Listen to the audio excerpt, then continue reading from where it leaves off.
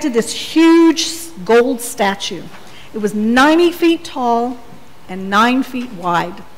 And he had it set out on the plain of Dura out in Babylon. And then he commanded that all of his important leaders, everybody who was anybody, should come to the dedication ceremony. And so they came, and they stood before the statue. Then a herald proclaimed in a loud voice, "People of all races and nations and languages, listen to the king's command. When you hear the sound of the horn or the flute or any musical instrument, drop down to the ground, bow down to the statue, and worship it.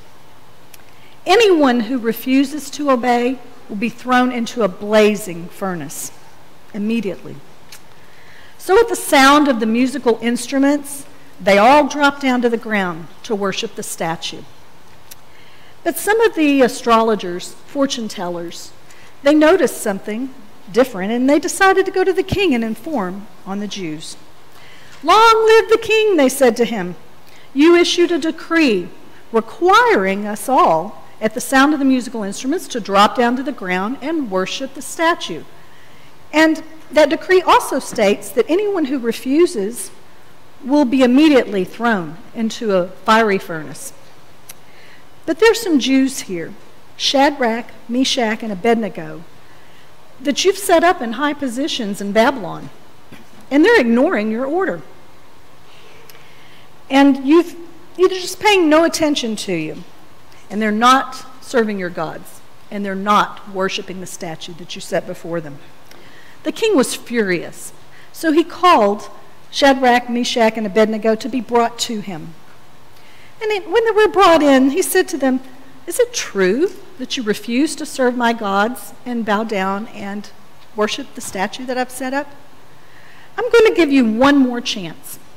And when you hear the sound of the musical instruments, I want you to bow down and worship the gold statue I set up. But if you refuse, you will immediately be thrown into the fiery furnace. And then, what God will be able to rescue you from my power?" Shadrach, Meshach, and Abednego replied to the king, "Your threat means nothing to us. Your Majesty, if we're thrown into the blazing fire, the God whom we serve is able to rescue us. He will rescue us from your power, Your Majesty. But even if he doesn't, we want to be very clear that we will never serve your gods or worship any statue that you set before us." The king was so furious that his entire face was contorted in anger. And he commanded that the furnace be heated up 7 times hotter than usual. And then he had some of his strongest soldiers come and tie up Shadrach, Meshach, and Abednego, fully clothed, tie them up to throw them into the fire. So they threw them in. But because the king, in his anger, had ordered that the flames be brought to such a high heat, the soldiers, the flames from the fire, killed the soldiers as they dropped the 3 men in. And so Shadrach, Meshach, and Abednego, securely tied, fully clothed, were dropped into the fire. But suddenly the king cried out in amazement. He jumped up, he said to his advisors, "Didn't we throw 3 men bound into the fire?" And his advisors said, "Yes, we certainly did." And the king said, "But I see 4 men, all walking around, unbound. And they look unharmed. And the 4th one looks like a god." Nebuchadnezzar went to the door of the furnace and called out, "Shadrach, Meshach, Abednego, servants of the Most High God, come out here to me." And so they stepped out of the fire. The advisors gathered around them, crowded around them, and saw that they were totally unharmed. Not a hair on their heads had been singed. None of their clothing was scorched. They didn't even smell like smoke. Then Nebuchadnezzar said to them, Praise to the God of Shadrach, Meshach, and Abednego. He sent his angel to rescue his servants who trusted in him. They defied the king's order and were willing to die rather than serve any other god except their own. Therefore, I make this decree. If anyone should say a word, any of my people, of any race, nation, or language, should say a word against the God of Shadrach, Meshach, and Abednego, they will be torn limb from limb, and their house will be reduced to rubble. Because there is no other God who can rescue like this. Then the king promoted Shadrach, Meshach, and Abednego to even higher positions in the province of Babylon.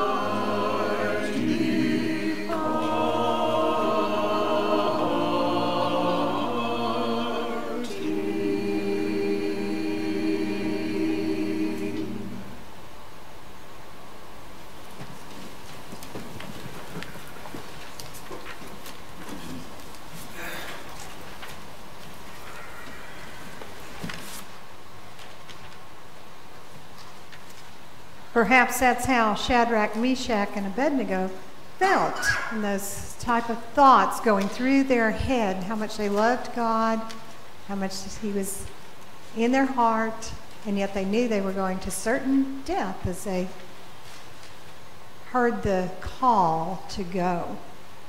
Well, friends are really important.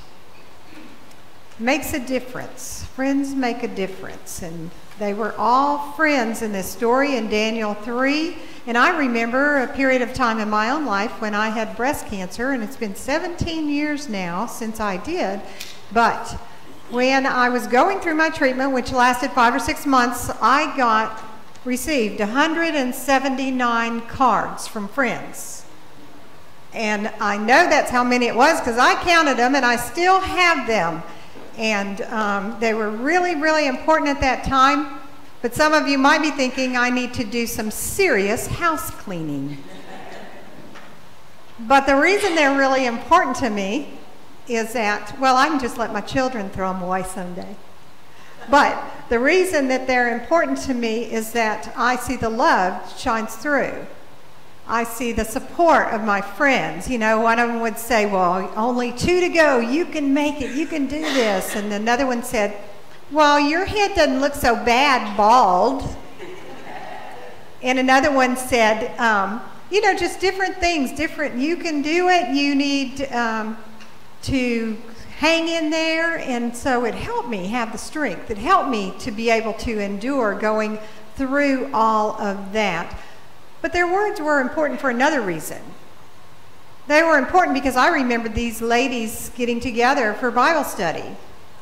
I remember I was in a choir at the time, and I sang that song that y'all sang. I remember the choir singing together with them and learning and laughing and having devotionals and praying. I remember going on retreats with some of those people and trying to go deeper, trying for discipleship, you know, just to really go deep. And so it was important to me. They were important to me, and those bonds were important. They were the expression of love your neighbor.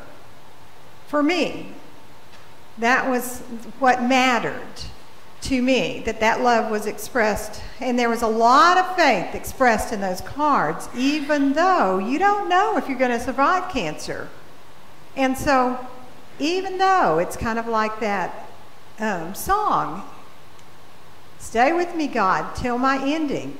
And so you just don't know. So it's important. So Daniel, Shadrach, Meshach, and Abednego, they had that. And they were young men. And they had that bond together. And so they had gone in exile together, and they were all friends, and Daniel helped them to trust the Lord. And Daniel helped by first getting that food that they were used to. And he took a risk, and he stepped out, and he got it. And don't you know that they appreciated that, and that meant a lot to them. It helped them get stabilized in that new country where they were living. And so Daniel and his friends prayed together. Remember then when the dream came up and Nebuchadnezzar didn't tell the dream and they had to figure out the dream, and Daniel went to them and said, hey, you got to pray. We got to pray. And so that God gives me that dream and the answer to that dream and what it means. And they did. They prayed together, and that created more of a bond. And then Nebuchadnezzar promoted Daniel because he had helped so much. Well, what did he naturally think? I'm going to get a job for my friends. And he did. He got them promoted into official positions for the Babylonian government. The Babylonians are called Chaldeans as well. So when it says Chaldeans in your translation, that's the same people. And so they all got into these special positions together. They loved God. They loved each other every day as fellow believers. And they practiced spiritual disciplines, eating that food and rejecting all the food and the wine and all of that from the king. That was for them spiritual discipline, as well as a tradition they were used to. They took steps of faith. That was steps of faith that they were taking by adhering to that. So Daniel wanted them to be successful, and so when they were placed in that position, he thought, great, the Jews are being placed over the Chaldeans. That's wonderful. Well, it was some time after all that happened that the king made the statue. Now, do you recall his first dream? Do you recall that it was involved a statue? Do you recall that the first kingdom was his kingdom? And that's what Daniel told them. And that statue looked like what? Do you remember what it looked like? It had a gold head. And I think the gold head went to his head, and he built him a statue that was all solid gold. He kind of embellished the dream, and he made it 10 stories tall. 10 stories tall. Now, why did he do that? Maybe he sensed the rumblings of disagreement or discord in his court. Maybe he sensed it as leaders, because he was primarily focused on his leaders at this point. Maybe he felt like he needed to get unchallenged support. So maybe he thought, I'm going to show them how big and powerful I am, and they're going to have to bow down. They're going to be required, all of them, to pay allegiance to my statue. That statue kind of was a combination of his gods, because To those kings, it was like God and king. I'm God. There wasn't a lot of discernment there in terms of he was a ruler. He was all that mattered. And guess what? People were prejudiced against the Jews because they didn't bow down. So they complained. And we know how that goes, don't we? We tend to complain about the people we don't like. We tend to try to put them in a bad light, and so that's what they did. There are some Jews, Shadrach, Meshach, and Abednego, whom you have put in charge of the province of Babylon. They pay no attention to you, king. I mean, those are inflammatory words. They refuse to serve your gods and do not worship the gold statue you have set up. And then he just flew into a rage. This guy has anger issues. Have you noticed that? He really does. He's got problems. He needs counseling. He needs help. So how do you think Daniel felt? Oh my gosh, I went out on the limb for my friends. Why wasn't I just satisfied? I put them in that position. It's all my fault. I don't know that he felt that way. Maybe he didn't have any guilt at all. But I would. You know, when your friends, one way to get to you is to get to your friends. If your friends are hurt, isn't that the truth? If you have really good friends and they're going through a lot of trouble, then that's a good way that Satan works. So here he was trying to make the best of the exile for all of them. He stood up for them. He did all this stuff, and everything just gets turned upside down. Now, where's the faith? Where's the faith? Everything now is just a mess, and his friends are in trouble, deep, deep trouble. Why, God? Why? Why is all this going wrong? Well, he probably felt like David. King David. Many times he complained. He said, "Why, O Lord, do you stand far off? Why are you not helping me? Why are you not going out with our armies? Why do you hide yourself in times of trouble?" We hear that a lot from King David, so we need to take note. The truth is that Satan rears his ugly head at those opportune times. Satan challenges the ways of God and the ways of God's people. So here God's people, they are working in Babylon. So wouldn't it be natural that Satan would come in and attack and tear down? And so here's what Paul says. After he says, this happens. He says, "Put on the full armor of God so that you may take your stand against the devil's schemes. For our struggle is not against flesh and blood, but against the rulers, against the authorities, against the powers of this dark world, and against the spiritual forces of evil in the heavenly realms. Therefore, put on the full armor of God so that when the day of evil comes, you may be able to stand your ground, and after you have done everything, to stand." Now, there's a word in there. Did you catch it? When? When? When the day of evil comes. So Satan roams the earth, but we can be prepared. We can be prepared, he says. Because Paul doesn't spend a lot of time on him roaming the earth. He spends more time on what do we do about it? What do we do when we're confronted with those really difficult trials? So spiritual disciplines will help. Paul calls those disciplines full armor. Now, do you think of like the police as in armor? Like they wear a bulletproof vest. He has a shield to protect him. That's a riot gear, and so that protects him. So Paul's using an image that is still relevant today. In Paul's day, though, it's a little bit different. In Paul's day, there was the soldier, Roman soldier, would have protective equipment on. He would have a vest on. He would usually have leggings, which this guy forgot to put on. And then he'd have that shield. Now that shield is both defensive and offensive.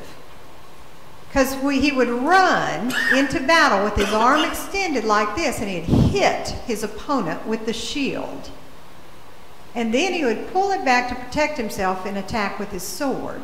So it was both offensive and defensive. Paul says when you are attacked by the powers of this dark world and spiritual forces of evil, you want to be able to stand your ground.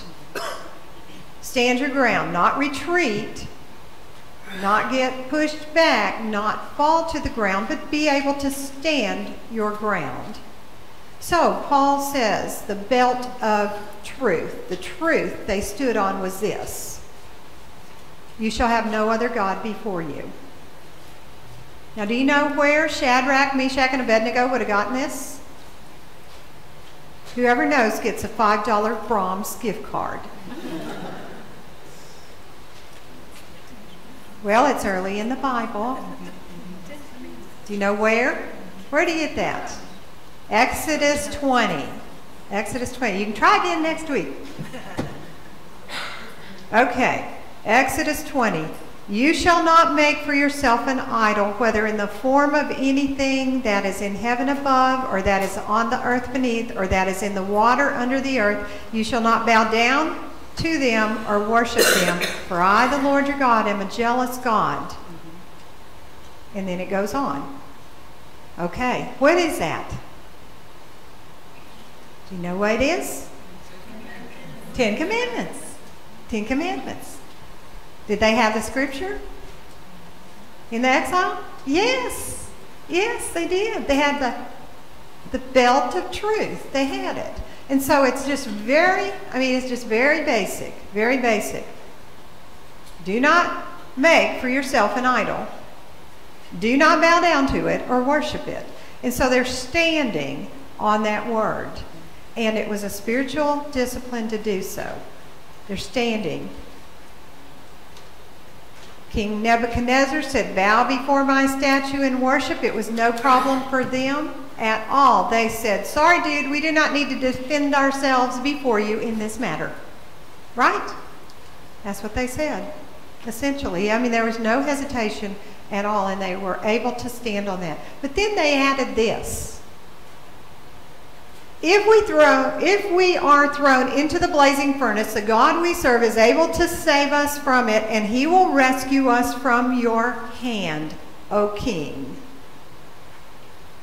But even if he does not, we want you to know, O king, that we will not serve your gods or worship the image of gold you have set up. Somehow they knew if they stood on that word of truth that they were better off. Somehow they knew that that was solid ground. It was a spiritual discipline for them to say that. Can you imagine saying that if your life is on the line? Do you aspire to be so unafraid that you could actually do that if your life was threatened?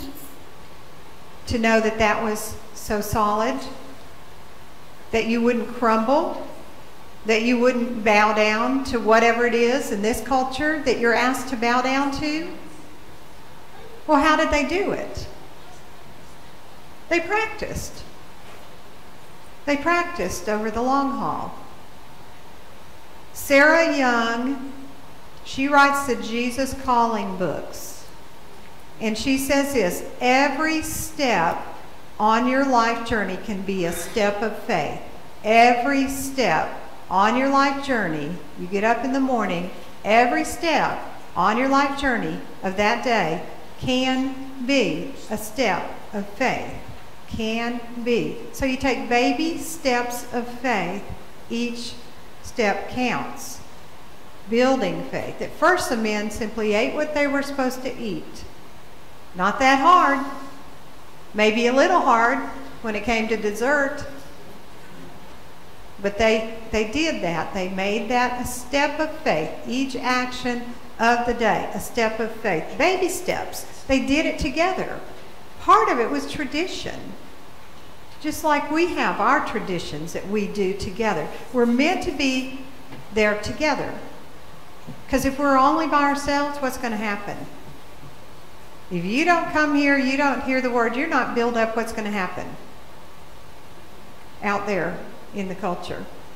It's really hard, isn't it? It's really hard. You're going to crash down somewhere at some point. You're going to have help and support, because that's how we have unity of the faith. Unity. It's important. See, we don't know that. I was talking to the leaders this week, and we talked about faith, and we talked about people's faith now is so much I. The voice I hear in my head, that's what determines whether I do and what I do. The voice I hear in my head, it's not tied to a sacred script, not tied to this, it's not tied to a divine being who's involved that you talk to. Instead, just what I hear in my head seems right at the moment. Sometimes they don't even know. So then somebody did a little multiplication, and I'm really bad at math. But if everybody has that kind of religion, the I religion, and there's a name for it, then we're going to have 323 million religions in this country. It was named in the mid-'80s. It's called Sheilaism. It could be Gingerism or Tomism. You're not Tom, but it could be, put the name in, ism, religion. And that doesn't work. That divides and conquers our nation. And so together they stood, together they studied, together they reminded themselves of what's important. Together they talked to God, who gave them strength. Together they practiced spiritual disciplines, and they practiced their faith. Faith is not private, and it's not subject to your own interpretation. It's subject to the active, divine God and what he says. So, faith is as valuable as life. Faith is as valuable as life. So, when they're facing that furnace, they could not serve something that was false. It would mean life would be meaningless to them had they not. How much confidence do you put in false things? Can you discern false things? Together we have strength and help to begin to discern false things. So let's rephrase our statement a little bit. Without faith in something true, you have no life. Well, how does that statement help you? You might say, well, I don't want to have no life. I don't want to have no purpose. I don't want to live with powerless faith. Somebody said to me, they moved to a new area and they said, well, I want to, maybe try a church, and there's this church and this church and this church and this church and this church. And they said, there's a Unitarian church there.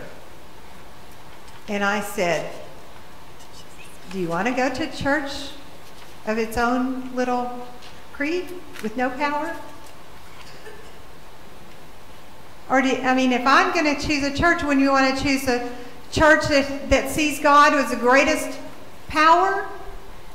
Wouldn't you? Doesn't that make life worth living? To know that, to know the true God and how God expresses himself.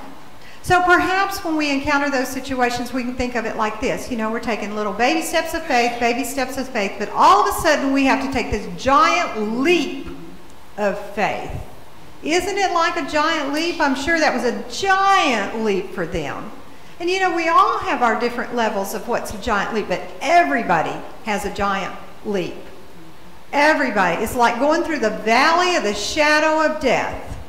It's hard. And it's like jumping a huge chasm, young man, where you're not sure if you're going to make it to the other side. Or scaling a cliff that you can't see over, and you get halfway up and you don't know. I can't do it. It's really hard. I don't know if I can make it. Or being drawn into deep waters. Now, you all have those deep water circumstances now in a lot of respects. Right? Haven't you had them? You don't have them every day of your life, but you do have them. And they will come. Remember when they come? And so those are requiring giant leaps of faith that all of these people are going to help you with. All of these connections will help you with. What else helps you? Scripture, prayer. Faith involves giant steps and small steps. They took the giant step because they believed something that they learned in the small steps. Without faith in the true God. Now we've changed our statement just a little. Without faith in the true God, you have no life. And so, that's where they stood. And into the fire they go. And they're bound. Why? Satan binds us, restricts us. Satan's about death. So they get in the fire, and what's the image? They're walking around. They're walking around. They're not bound. Because Jesus set you free. They're not bound. They're walking around, and there's 4 of them. A picture of Jesus with them. Why? Because Jesus is not going to let you go through anything that he is not willing to go through with you. That he is not willing to be right there in it with you. Do you struggle with faith? Take baby steps. Take baby steps. Every day, start seeing your journey, your life's journey as steps of faith, and practice them every day. Grasp the one thing. Without faith in the true God, you have no life. Stand on the little things and reinforce it with your friends. And then when those giant steps are required, hang on to that. Hang on to that. And he will be right there, and he will set you free in the midst of it. He will set you free in the midst of that fire. And he will be with you. Then, when your valley comes, your faith has gotten real. Amen.